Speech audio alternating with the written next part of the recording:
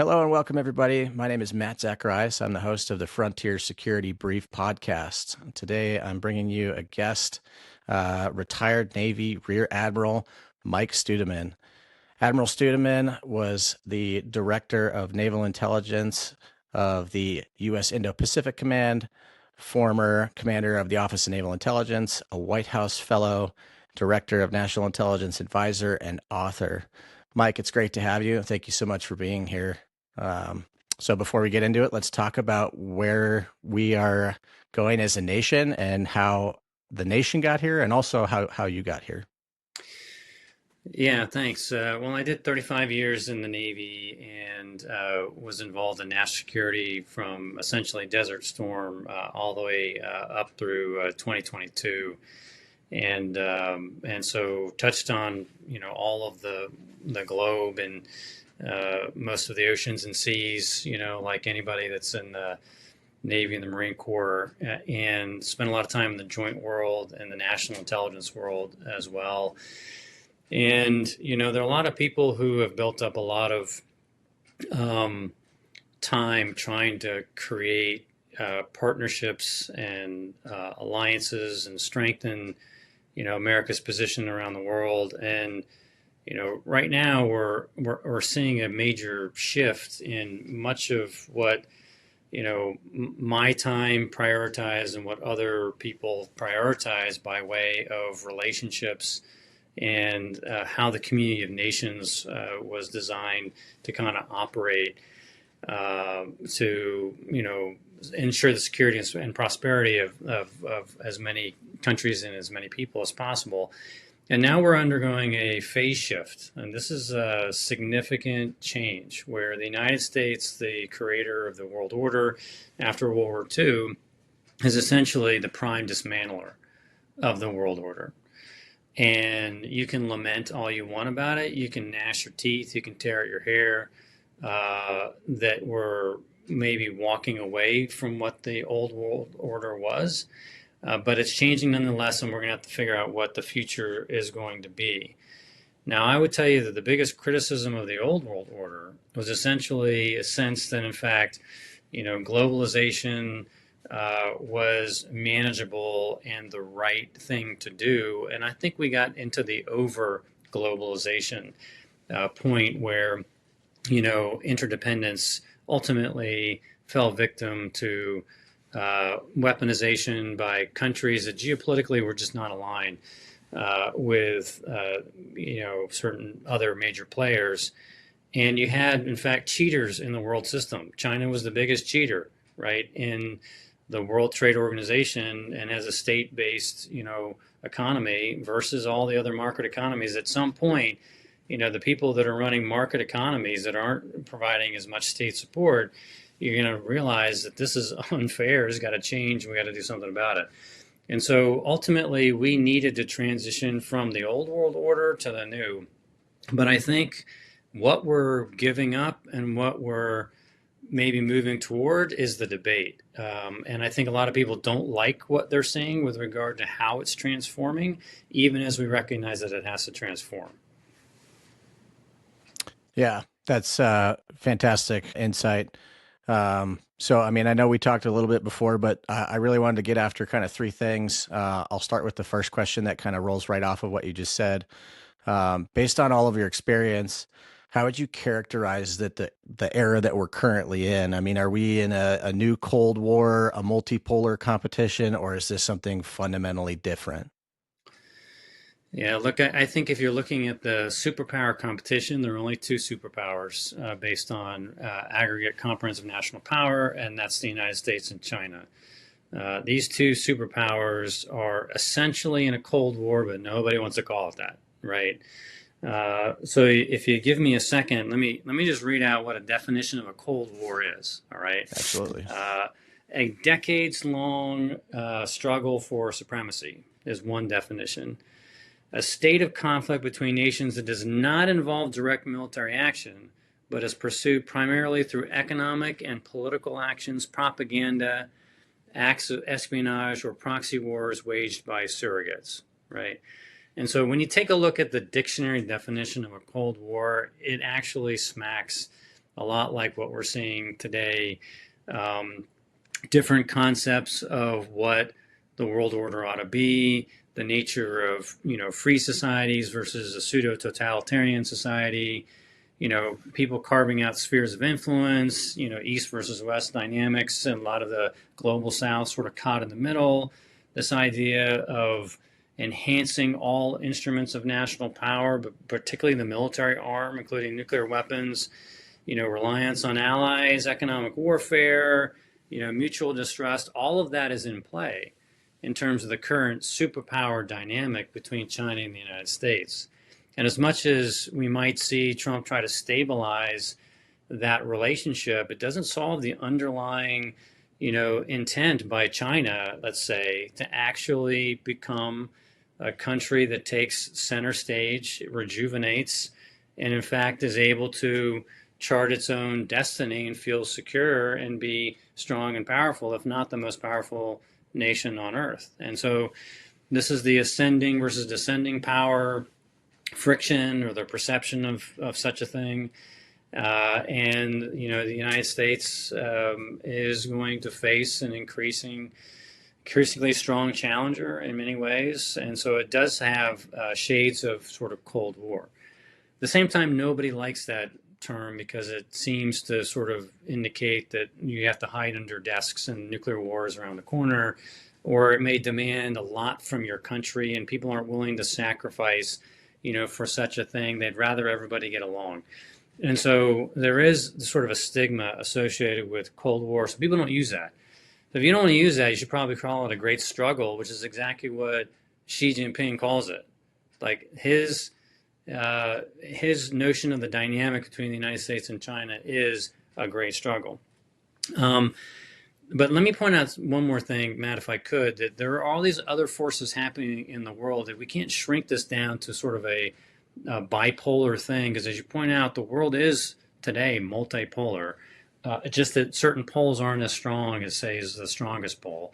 But that is the case. But in my view, what we face is a world that's destabilized, right? You take a look at the number of different crises across continents, all continents. It used to be that maybe, South America, Latin America, Caribbean, Europe, maybe other places were not touched by, conflict and crises as much as maybe others. And it's just not true today. The world is destabilized almost everywhere you look. If you take a look at deglobalization, that's underway. Peak globalization was probably 2020 or 2021. Okay, the pandemic hit, everybody saw the vulnerabilities associated with being too dependent on other nations for supply systems. And so it began to deglobalize, and where it stops, nobody knows. You're seeing disintegration of things that used to be taken for granted, disintegration of the power of international bodies, right? The disintegration of NATO and the fracturing that you see, largely caused by the United States. And so that's disintegrating around you. And other kinds of things that used to be part of the norms of the rule sets, that those too have been incredibly weakened. And then you have all this with disinformation, just spinning around and around, right? It makes 4 tracks around the earth before the truth can get its shoelaces tied, right? And so how do you deal with a world that I just described that's affecting everybody, that's transforming in a more violent and stressful way, and you can't even find a fact that everybody can agree on to develop policies or to make choices and like the best possible wise choices about how to move ahead. And so this is sort of the dilemma that we're in, sort of earth-wide, and all countries are maneuvering, and they're maneuvering in ways that are designed to protect themselves. And many are hedging away from the United States right now because our behavior is very hegemonic and aggressive, whether it's tariffs or it's use in the military. Many nations are saying, look, I can't assume what I used to assume about the United States and his vision for the world. The United States is out for its own and is going to restructure it the way it wants and is unilaterally using force wherever it so chooses.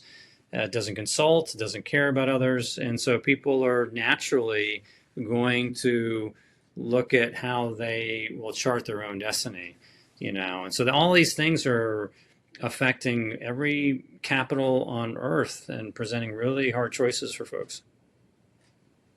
Yeah, and I think you mentioned the definition in the beginning there about the Cold War, and when you read them off, I felt like we were kind of already we'd been existing in it for some time. At the very least, the foundations were being laid to strap rockets to the boots of this thing and say, okay, now we're ready to go. So kind of rolling off of that and what you had just said. Um, I've heard you in the past say that China wants to become the strongest pole in a multipolar world. Do you think that Xi Jinping sees this as a multipolar world that's divided into spheres, or where China is trying to reestablish this kind of concept of all under heaven again? I mean, what do you think that we're facing? Are we facing a China that's looking at this in an opportunistic way, or I don't think that it's necessarily reactive, but it could be depending on how the world starts to shake out and things like that. But my question, I guess, to you would be is how do you see this trajectory going from the way the United States is acting and the way China is acting? Are we looking at maybe a spheres of influence kind of conversation again, or are we talking about a competition where China is looking to essentially displace the United States and be that sole superpower that kind of guides the shaping of the new world order? Yeah, my view is a really good question, and one in which the books would be written about it. And so it's hard to be very succinct. But my particular view on this is that China obviously wants to be able to dominate its near abroad. And so that's sphere of influence very clearly with far more, preferential ways to get its way there, but that it doesn't sort of weaken the further away from China.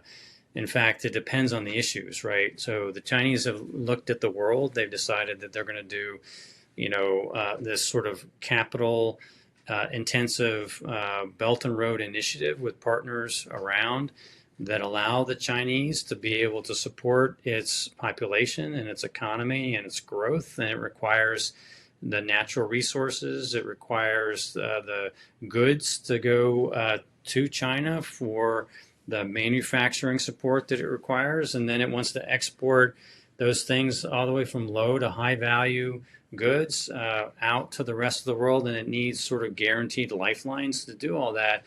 And they've worked hard to be able to, expand road, rail, ports, airports, everything.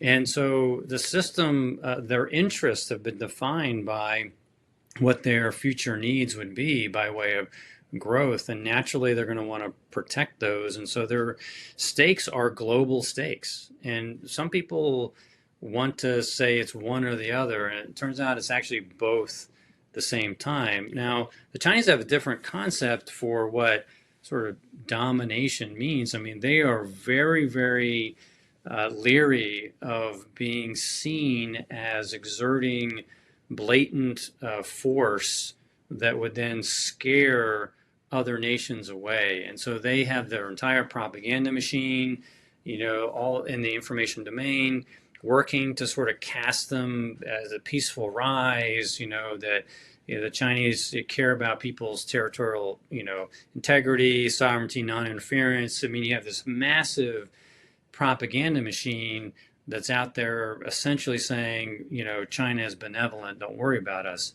And they're very skeptical of using more, overt expressions, the use of military power, right? And they think they've been very restrained, for example, within the first island chain in the South China Sea. Heck, they'll say, well, I didn't blow the Philippines out of the water, right? I didn't just kill and maim a whole bunch of China. I didn't eject them from their, from the Second Thomas Shoal. Look how restrained and responsible and wise I'm being in the use of, force. So they have a completely different view of themselves and their place in it, but they also are sensitive to perceptions, and they work hard to try to forestall the sense that China is going to end up being essentially the dictator globally, the new hegemon that's going to subjugate other folks. They have a very clear sense of a hierarchy, and they think they should be at the top, and they're working to be at the top.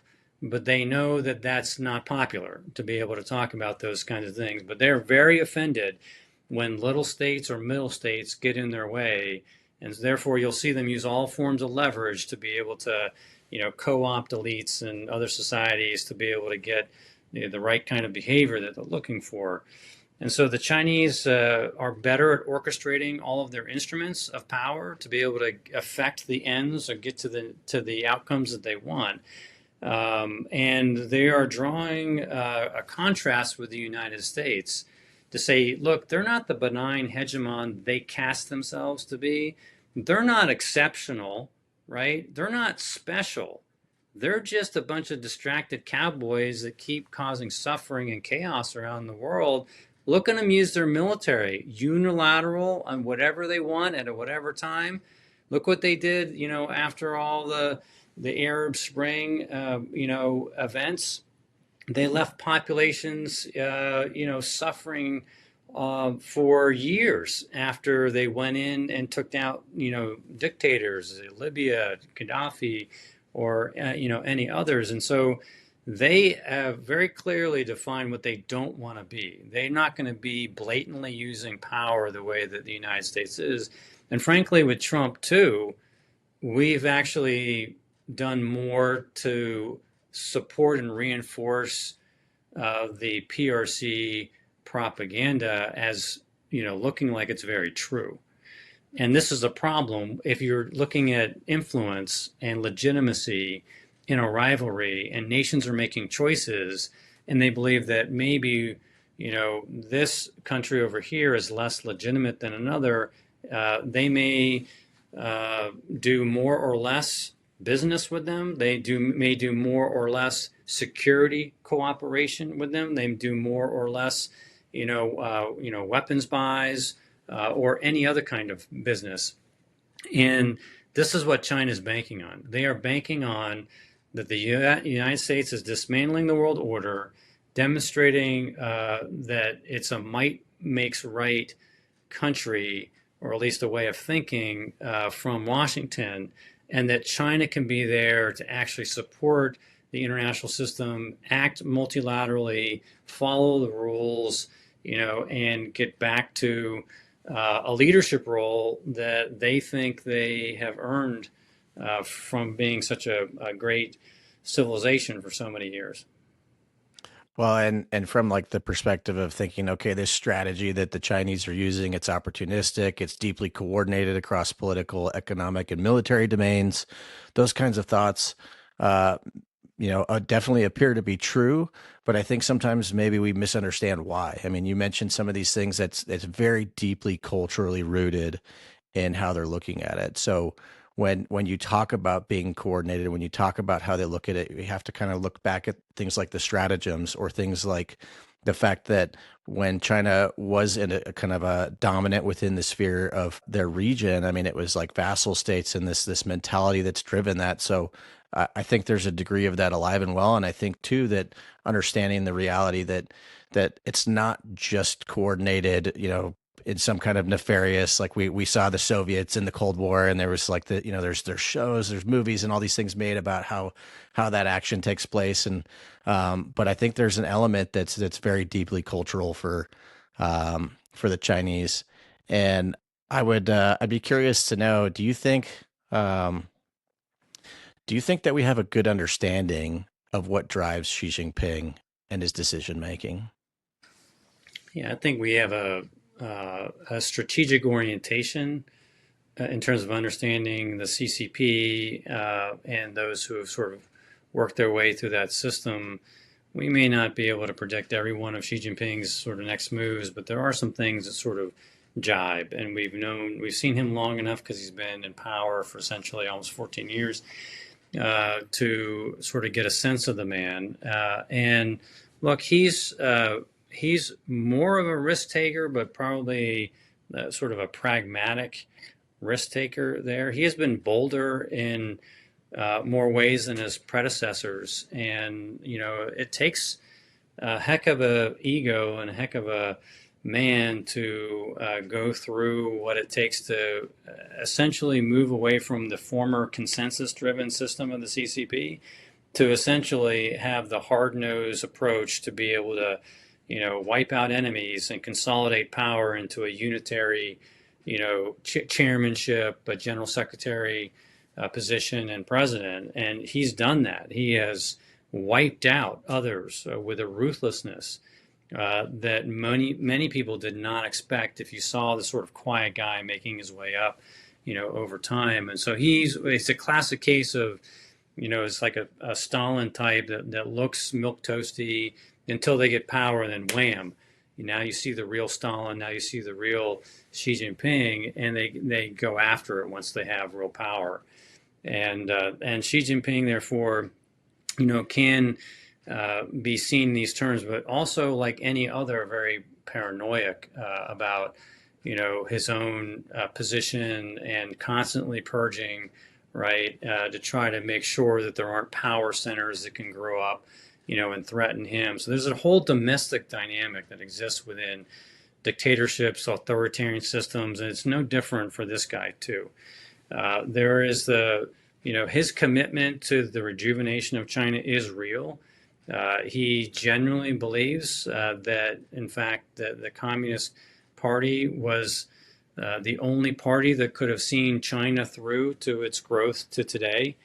So he's a true believer in that sense. He's not just copying, some of these, communist, the socialistic, concepts here. They're deeply ingrained in his approach. And the example of this is that the state will control the economy, right, and will dictate through 5-year plans how, that country will put its energies in certain places. It's going to focusing on, billions and billions of dollars in this particular sector because the country needs there to be champions for growth and opportunity, et cetera. So Xi Jinping, I think, is generally predictable, but tactically maybe unpredictable, and that worries folks. On Taiwan, I would say that that there's enough concern based on a lot of his bluster, a lot of his verbiage, and what he's been encouraging his country to get ready for. He's put so much investment in preparing China to potentially go to war over Taiwan, ideological preparation, military preparation, resilience domestically, how the civilian population would support the military in time of war, talking about high winds, heavy seas, like all of these phrases that he uses are all sort of keyed around the idea that there will be a clash with the United States and that they have to be ready for it, including up to the use of nuclear weapons, right? So he's been doing that, and we've received all this, and the rest of the world looks at it too and says, holy shit, he's serious about this. That we need to make sure that we truly strengthen ourselves, but also our partners like, Taiwan and, Japan, Australia, and the Philippines and all the rest, because this guy seems to have an aggrandizement agenda. In other words, to grow China's reach and domination in key places. So that's worrisome, and that's created, a reaction which now Xi Jinping looks at it and probably is recomputing whether or not he has as much opportunity as he had hoped in, for example, resolving the Taiwan issue. Yeah, and I mean, I think it's one of those things that it seems very much dependent on the conditions that surround the time and space that he might try to act. I mean, there was always, and so much talk about, say, like the Davidson window in 2027. And like you said, there's plenty of other things that were mentioned, not just 2027. So, I mean, the concern, I think, now is does he truly intend to do it? And I think he's looking for the conditions. But I would be honestly curious to know your opinion, whether or not you think that the preference is to essentially allow Taiwan to come to a state that it's no longer as resistant to the mainland, and just kind of the traditional win without fighting conversation. Is this more likely to go that route? Or is it going to be some very specific stars aligned situation that says, okay, now's the time. If we need to act militarily, this is it. Yeah, well, because we don't know exactly what he's going to choose when, we have put substantial effort into strengthening our position in the Western Pacific, trying to work with the alliance system, working to integrate new kinds of weapon systems, including unmanned drones there in numbers, and to try to help Taiwan strengthen itself so it can be more of a porcupine. And so we're not going to wait and depend on the good graces of a guy like Xi Jinping, first of all, right? Yeah. Because there are any number of situations that can go south that all of a sudden he thinks that he needs to pull that lever. And so that's been happening for a number of years now. When I was the Indo-PACOM director of intelligence, we had a hard time getting Washington's attention, in the 20 to 21 time period when my boss, Admiral Davidson, testified in Congress and said, Xi Jinping has said, get ready by 2027. We need to get ready by 2027 as well and enhance our ability to deter a war that would affect the entire world. And so Xi Jinping had set out 2027, his words, and Davidson merely reminded Washington that they need to focus, right, and get that part of the world a better chance to stabilize and to show strength that would offset strength, right? So that's the way to think about, the dynamic. But back to your point, look, when Xi Jinping takes a look at any problem, he's going to want to solve it with the least possible energy in the most effective way, ideally not using some extreme measure, particularly force. It's not within their preference set to use force if they can avoid it. And so you're right, the acme of all skill is winning without fighting. And so the two-handed approach to Taiwan, on the one side, is to use military power and economic leverage to pressurize Taiwan and to show that the Chinese are near, that there won't be rescue, that they can make their life more difficult, they help exhaust the Taiwan military. There are a lot of reasons why they are physically in the air or on the sea around Taiwan in sort of anaconda-like way to demonstrate that they could blockade at any time, whatever. But the other hand is the internal hand where the Chinese have a great deal of traction inside that society, where they have already co-opted many of the leaders of the KMT, the opposition party to the current president, who belongs to the Democratic Progressive Party, more, quote, independence-minded party. And so they hate lie. They are therefore punishing lie and the society say, you voted for that guy, therefore you're going to suffer for all of the years that guy's in the office, right? And so this is sort of a psychological warfare thing that they're doing. All the while, China's taking a look at how they can insinuate themselves and affect the domestic dynamics in a way that favors China. And for now, they've been pretty successful getting these little, proxies in the KMT leadership within the legislative house, they call it the Yuan, to stop, for example, passing a $40 billion defense bill that would protect Taiwan from all the stuff they see right outside their window, right? And so they haven't been able to pass that because of the tentacles from Beijing reach all the way through co-opted people who are blocking that bill in their own legislature, right? And that's only one path that they've chosen. You may have noticed that the KMT chairperson, a lady named Chung, just went over, for the first time in 10 years, Xi Jinping met with a KMT leader. And that shows you how far the KMT has come to essentially be a proxy of the CCP. And so the dangers to Taiwan are outside in, but they're also inside out. And China's working both at the same time, hoping to weaken and to leverage Taiwan to do what it wants, and ideally, ultimately, get to some kind of political agreement to end up converging Taiwan and the PRC politically so they can reassimilate it at whatever timeline makes sense. So that to them would be the win. Yeah, it's super fascinating. I mean, I guess you think about it that they have this kind of influence, but watching it over time, it definitely shows this kind of aggregated and patient influence effort as just one means. Like you mentioned, they're using military efforts and other things to put all that pressure on. Um, so I guess next I would ask, how do you think this characterizes the kind of our strategic rivalry today, and where do you think the balance sits between the United States and China? Not just with Taiwan, but beyond that. I'm sure that obviously there's part of that certainly has to do with the Taiwan Strait. I mean, just look at the Strait of Hormuz and how that's affected global trade and everything else. But so where do you think we sit?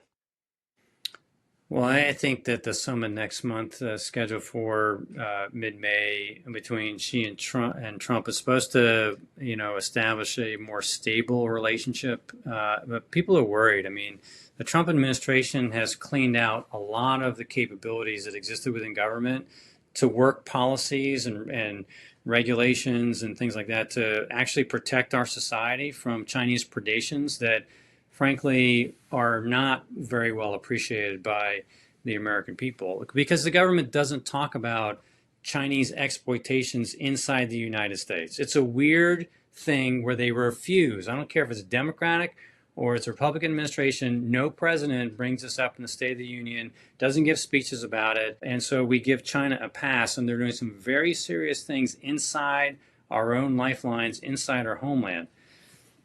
Let's just put that aside for now and tell you that you're not going to get that sort of, tone from, Trump now. Trump wants to have a stable relationship with China. He wants to lock out that there might be a Taiwan conflict. And so he wants to do that with peace through strength. I think that's legit. But if the national security strategy of the United States is simply lock out a Taiwan scenario and then do trade, you're missing the boat with regard to the larger strategic rivalry and what China intends to do to exploit its relationship and what it means for us as a nation and what we would have to do well beyond whatever agreement they have on soybeans or maybe some investments into, the homeland or access to rare earths or whatever it is, right? These are like small stovepipe sliver issues. The real issues are that China intends to be the techno-economic superpower on the planet. They view that their supremacy is going to lie in being the best at AI and in quantum and in unmanned and in electric, batteries and space systems and deep sea and cyber and the list goes on, right?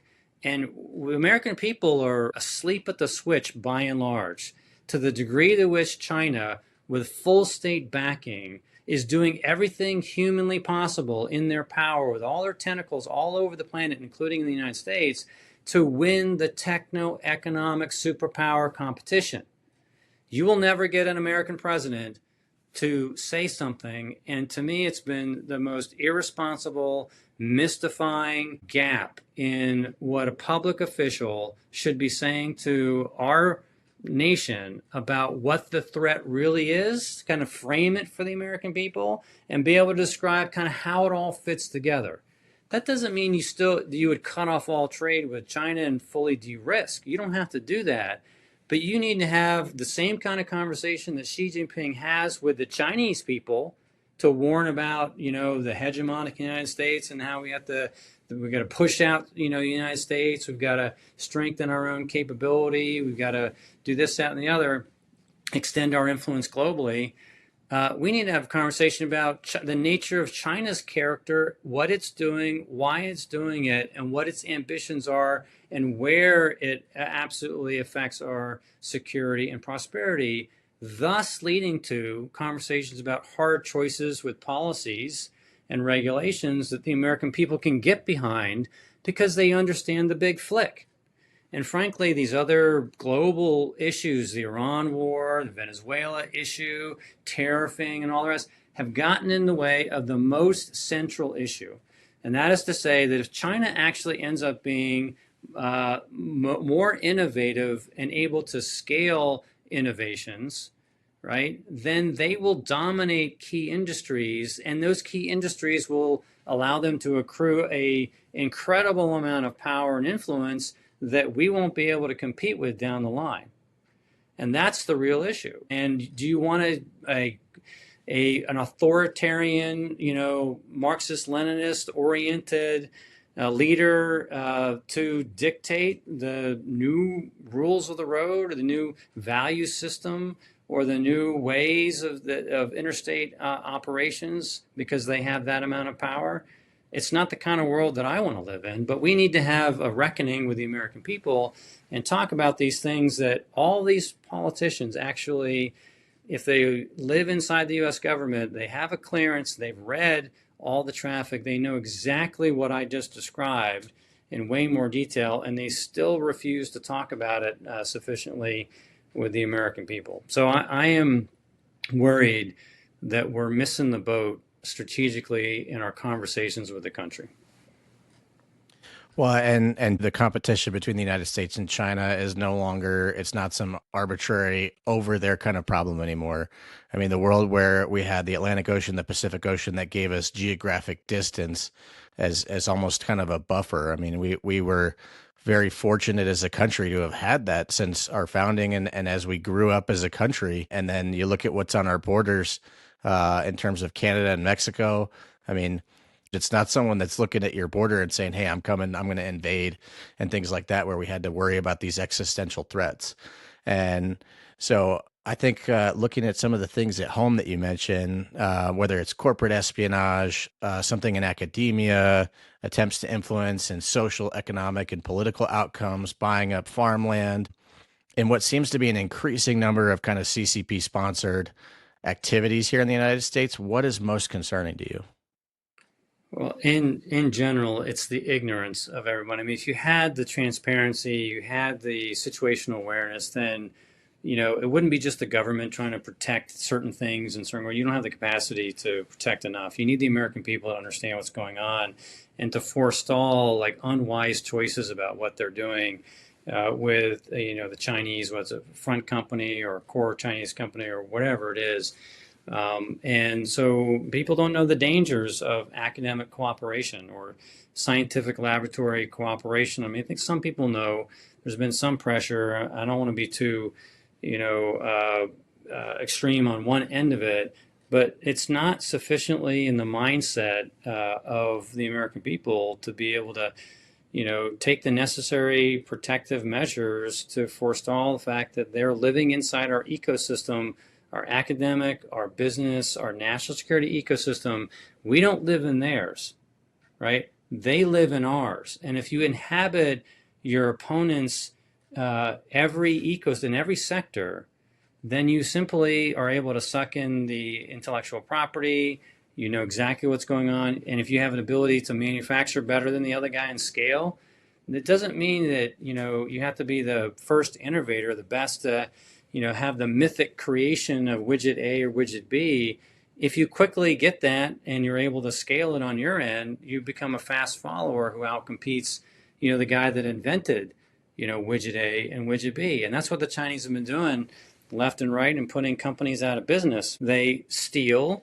They will have sufficient industry support back in China with grants and subsidies and tax breaks and all the rest to be able to, very quickly turn on any new insight, any new technology, and be able to incorporate it in their system. And guess what? Then sell it not only in China, but abroad for far cheaper than an American company could ever sell a product. And that's how that system works. They steal, they then scale, and then they outcompete you, right? And there are plenty of examples and case studies of that.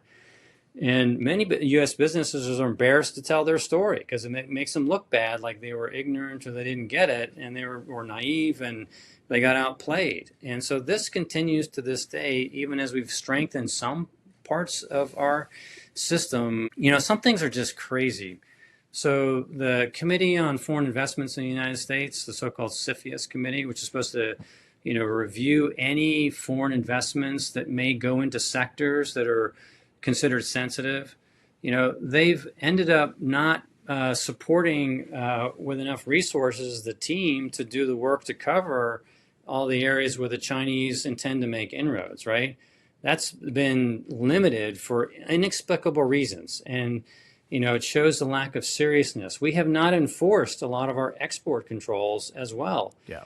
We've been very lax in that regard. And so American businesses will end up, getting away with selling stuff that the Chinese are eager to get their hands on and then will replicate themselves. And the same is true of Chinese companies that buy stakes in U.S. companies, just enough stakes to be able to access, the secrets of that particular company, right? And so there are lots of rules and regulations across the board that need to be not only put on the books, but also enforced. There's a committee in Congress called the CCP Special Committee, and they have come up with all the right ideas. They've been able to enact some of the legislation, but not all of it. They actually have it wired. They have truth, and they have put it on their website. If anybody wants to really do their homework and see how much crap we're facing, they should go to that site and read some of those reports, and it will knock their socks off, and they'll be wondering, why haven't we done more, to protect Americans and our interests, given, what we know? And it's a head scratcher, frankly. Well, and sometimes it's not even this big, scary kind of all encompassing, espionage effort. Sometimes it's a simple, well placed source. I read recently about Tesla losing the self-driving car technology in the beginning, and I mean it was an engineer that walked out the door with a flash drive. I mean, how do you fight something like that if you're not looking for it very effectively? It's hard enough to find kind of the needle in the stack of needles, or a researcher at the University of Michigan who's got seeds coming from the Chinese intelligence to experiment with there. So I mean, it's there, and I think part of the podcast for me is that I want to raise this awareness. I want to have this conversation, and that's why it's so important to me, and I'm very passionate about it. Like we've talked about, that I want to connect these national security conversations to the American people, to the folks on the ground who need the awareness to be effective at protecting themselves. I mean, the most effective defense we can have is an engaged public that knows the threats that we're faced with, and are willing to unite and work together to find solutions to protect ourselves. So I think that's a huge thing for me. But hey, so Matt, that kind that's of music to my ears, and I do think that everyone should. If you want to begin local, you can do it that way. I mean, I've begun this talk based on your questions with sort of an international and then national, but there's a lot happening within the states. The Chinese are very purposeful in trying to build state and local connections as a way to curry favor, have those entities, pressure the federal government to relax some of the restrictions. And this is an intentional thing where the Chinese can be very charming. Of course, they have a lot of money to throw around, but they are targeting state and local actors of all types to be able to get the influence at the sub-state level to then change and affect the kinds of federal actions that we would take. And it's a thing. It's not imaginary. It's not a fictional book. This is actually today going on all the time. And so, there's a whole cyber thing that we can talk about, the Chinese being able to insinuate themselves into local utilities, right? Any access they can get with people that don't have enough money to buy a more protected system, right? A advanced persistent threat, we call these things APTs. State-based actors have been working their way through all forms of critical infrastructure in the United States with the idea that they hold it at risk, or they destroy it, or they degrade it, in a time of crisis and in a clash with the United States, right? So we need to be on our guard that way, and that requires some investment there. Then there are media. There are Chinese multimedia folks. There's the whole TikTok issue, but it's more than that. One form. You have scientific and laboratory cooperation. Look, there are things that in our open society that we can't shut ourselves down and be different than an open society, and the Chinese will always be able to capitalize on those, right? We need to, protect what we value in terms of civil liberties, but that doesn't stop you from taking like pragmatic measures to screen and filter foreigners that you may be considering inviting into an academic institution or a STEM master's or PhD program or a lab or whatever it is. There is a way to filter the people on the front end, so you're not dealing with a consequence management problem on the back end, as in they stole your stuff, right? There's a way to be vigilant while somebody, the foreigner, may be with you, right? And so, look, there are state rules, laws that could be passed. For example, the Chinese have these student associations that are attached to their consulates, and they monitor other Chinese students and what they say in places like Stanford and Harvard and MIT and all the rest. These student associations, there's been some push from that CCP special committee to try to get them registered as foreign agents. And if they're registered as foreign agents, then their ability to operate the way that they have been will be constrained. There are state laws that could be passed that ban, intimidation, harassment, and stalking on, U.S. university campuses.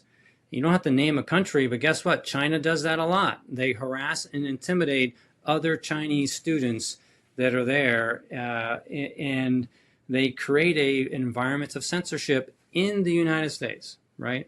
Hollywood is fully co-opted by the Chinese. You will never see a Chinese-related movie that shows them in a bad light.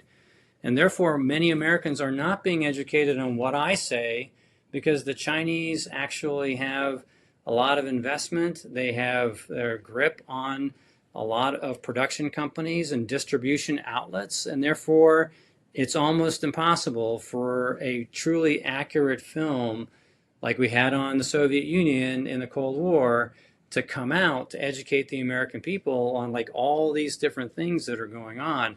And it shows you the depth of penetration if the media, if Hollywood, the movie industry, is so beholden, right, that they can't give a truthful depiction of our prime superpower rival. That shows you how effective and successful the Chinese have been. That's that problematic, for us. And yet sometimes I feel like we're asleep at the switch and we're just, looking at the news, thinking that, the world is okay and we don't need to worry so much. Yeah. Well, and I mean, even in that space, it's like other spaces that have been targeted before for espionage or for corporate theft.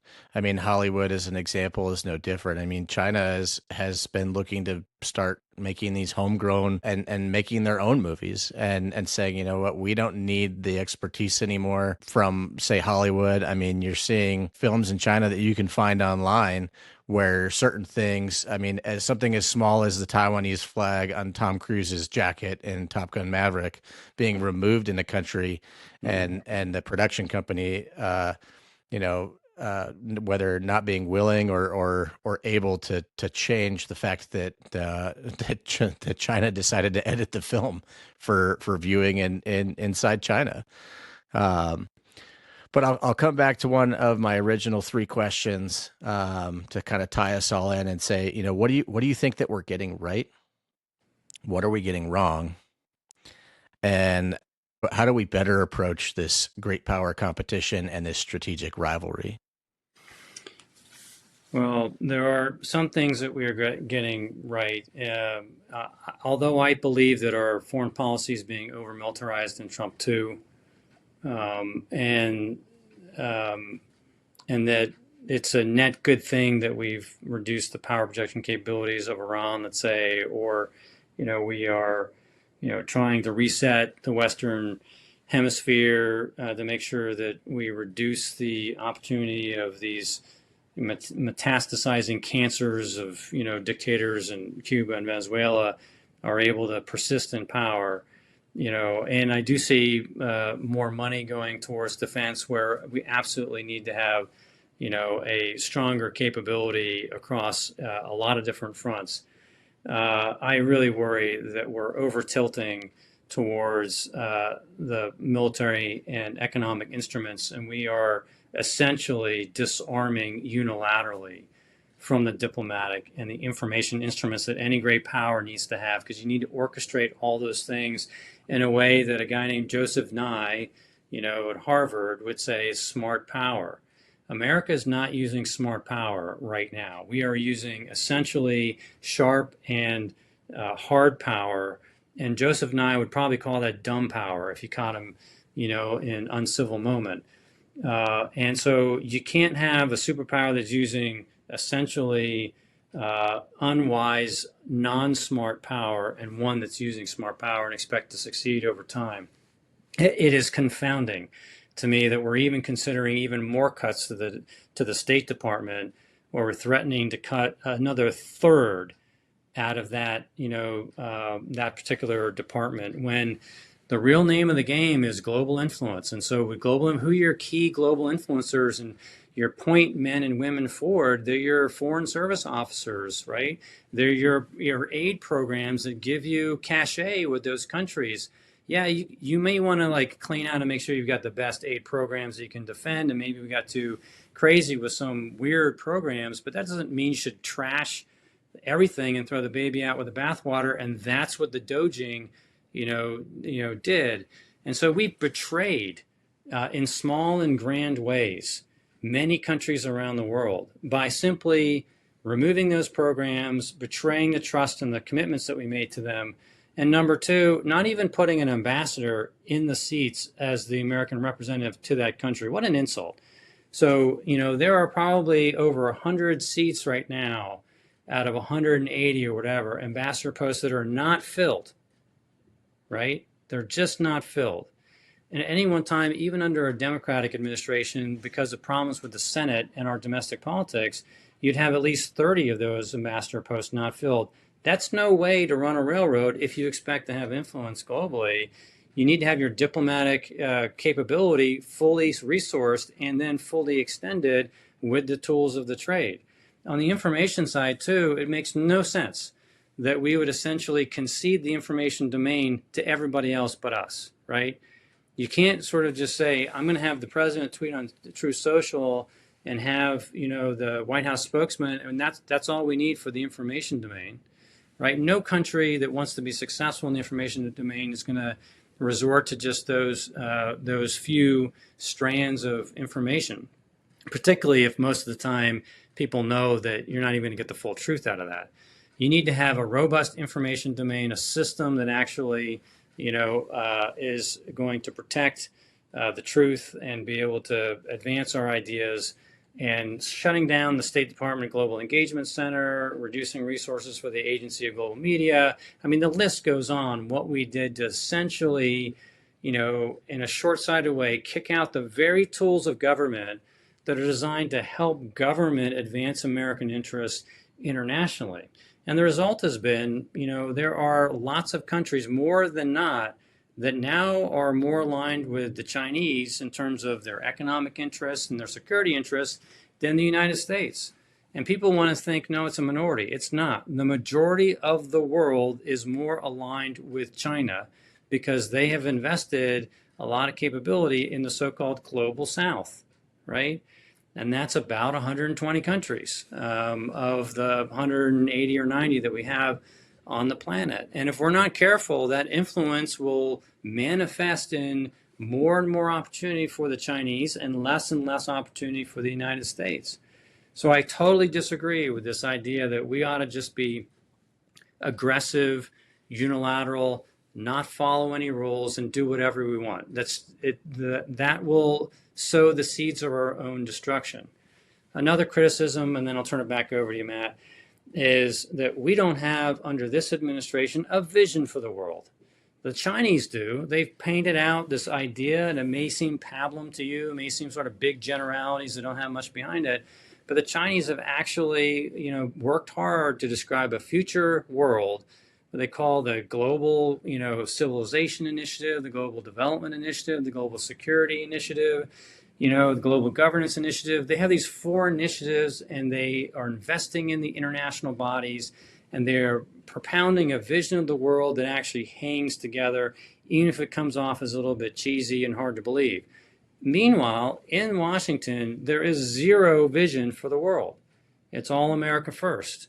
And the world looks at this, goes, well, that's the America in the 21st century. How can I get behind America? Like they're essentially walking away from their leadership, and they'll do whatever they want. And this is a problem. If you don't have a vision for the world, nobody's going to get behind you, and you're not going to be able to actually have them join with you for any major endeavor, unless you would just want to use fear tactics.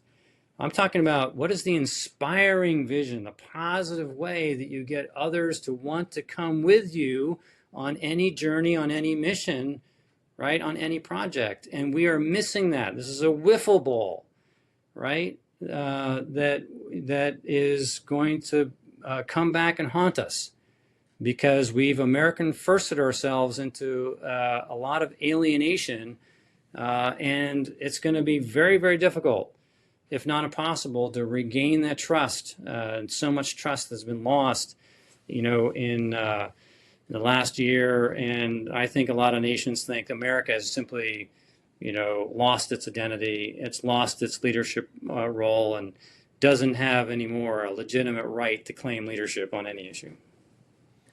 Well, and I think too, a lot of conversations that I have, essentially echo what you're talking about. I mean, we're very divided as a nation. So is it not fair to say that in some ways, right? I mean, it's disheartening, but try to be optimistic about it, and work with people like you to talk to the American people and say, what is the way forward? How do we ensure that we have leaders, not just in the presidency, but like we were just talking, I mean, all the way down. I mean, whether it's a governor, whether it's, a county commissioner, that leadership, that inspiring leadership. And it's not necessarily that it's all based, hey, what's the trajectory of the country? And no one, we're not all going to always agree all the time. But at the same time, having leaders that want to chart a path forward that inspires people to want to be on that path, I think is certainly key to this. And so I guess I'll ask you this question: is what would you say to state and local leaders, and average Americans for that matter?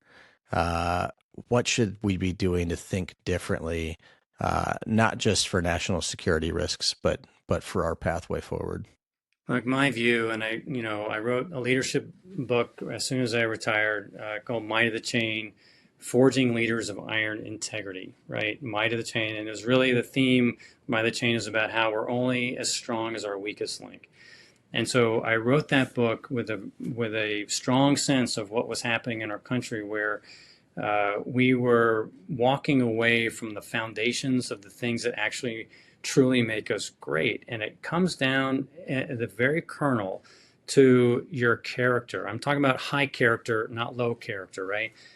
Character involves a lot of different things, but we're seeing a corruption of the character of the nation reflected in the president and other people around him. And it is radiating damage, right? Consequential damage. It will take strong people that believe in cooperation and decency and truth, and the importance of tolerance and working together with others, compromising for the common good.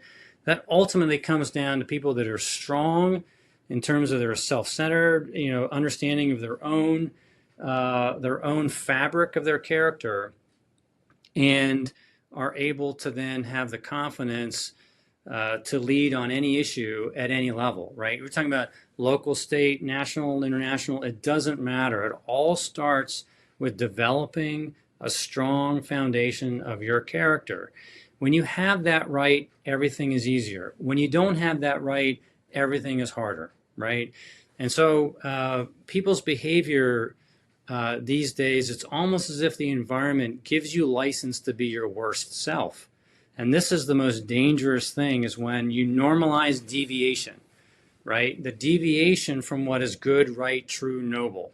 And that's where we need to get back to it. And it doesn't matter if it's with your family, with your friends, or in an official capacity, in business, education, media, whatever, right?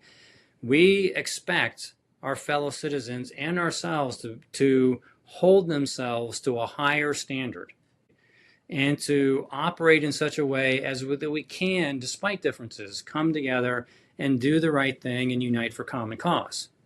Because a lot matters in this world. Our destinies depend on it, our prosperity, our security, etc. And so that's what I would say, that maybe you wanted me to talk about something else, but I want to boil it down to the very essence of what it takes to actually succeed. And that is high character and the way that you express that to others in every dealing that you have. Now, I certainly don't want to try to encourage you to talk about anything else. I wanted to hear from the man himself. That's why I asked the question. You did, however, beat me. I planned to mention your book. You beat me to it, so I'm glad you did. Um, the strategic rivalry continues, and I'm super grateful that you were here and gave us your time to shed some light on this and the perspective. I mean, you said 35 years. I mean, it's you've dedicated a lifetime, and as all of us know in the service, whether it's military or public service, that's not just yours. That's sacrifice for you. That's sacrifice for your family, and you put that out there first for the country. So, As did you, Matt. So thank you for your service. And I think we have multiple mountains to climb in life. They say the first career is your first mountain, and you have different careers. I'm on my second mountain. You may be on your second or third here, but people need to understand that we all serve in some capacity, right? If you don't have to have official title or position to serve others, and that's what I think we need to get back to in our country is a humility and a willingness to actually lend a hand to our fellow human being, not because they look exactly like us or because they, hold truths or beliefs exactly like ours, but to anybody, right? And if you're looking at this from any sort of spiritual or religious standpoint, that's what all of the religions call for people to do. And so it's weird to see religion being used, in a different way. And so at the end of the day, it's like, hey, listen, accept others for what they are, accommodate what you need to accommodate, and see where you can actually find common ground to advance our society forward in the right direction and not spiral into something fractious that leads nowhere, right? That's just the route to chaos. well said. Before we wrap up, I want to take some advice that you actually gave me for the podcast and talk about something. We'll shift gears here and talk about something a little bit more light. Now, you mentioned that you were working on a honey-based liqueur. Hmm. Um, Now, I'm a bourbon guy, and I've seen people mix honey into various forms of whiskey, but I would like to hear more about where's this come from? Where's this rooted? How'd you get into it? And don't share your recipe on the podcast, but No, it's all good. Hey, thanks for asking. So it's a little fun way to do an epilogue here.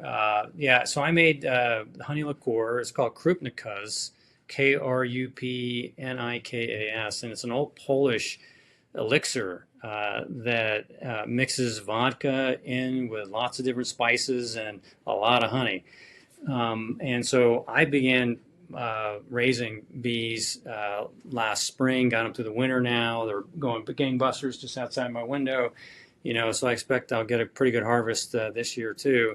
But last year, with just a few frames, harvested the honey, and then you boil all this stuff together, lots of honey in the vodka, and then these spices that range from cloves to ginger to cinnamon to vanilla, pepper, allspice. There's an orange peel in there, and there's like 10 more things. has like all these great spices that go in there and they create. I mean, the smell in the house was like Christmas, right? And everybody loved me for the smell. I mean, it was incredible. And then the taste of the Krupnikas when you let it rest for a month or two was like the nectar of the gods. I mean, literally like the best thing I've ever tasted in my life. And so I'll make more. Everybody else wants me to make more now. I think I'm going to be slave to this particular drink. But Krupnikas is kind of my new finding, and I intend to be a manufacturer of said drink I was for going my to say it's. sanity alone. I was going to say it sounds like a third mountain for you is going into business selling Yeah, this. yeah, I'll have to place an order with you after we get off of here. You said it smells like Christmas. That'll get me in trouble with my wife and kids for sure. But something I would definitely look forward to trying. Um, but yeah, I mean, I really want to thank you for doing this. It's been great. I'm grateful of perspective, and I'd love to have you on again so that we can talk about, get more into depth about what this looks like going forward. How can we build a good foundation? How can we identify character? How can we encourage character so that we can build a better pathway moving forward? Um, you know, not just at the grassroots level, but encourage it to grow and to shape. Like I said earlier, I mean, I truly believe that it starts and that any administration, regardless of where you lean on that, I mean, is going to always struggle without the support of large amounts of the American public. I mean, the United States was named the United States, and it's time that we kind of find our way back to a little bit more united center where we can get behind things and work together yeah. at some of the things we did when we were most successful. Not red and blue, Yeah. red or blue, red, white, and blue. Right. And Uh, so, hey, thanks for Matt this opportunity. One, we got some serious issues here, but America needs to take these things seriously too. And so, appreciate you being a positive, uplifting, constructive voice there. Hopefully, people listen and this proves helpful to them, and look forward to coming back whenever you want. Absolutely. And if you haven't read Might of the Chain, I have a copy behind me. I would highly encourage you to do it. Great book. Thanks for doing it, Mike. And looking forward to it. Thanks for coming on the Frontier Security Brief podcast, and we'll see you next time.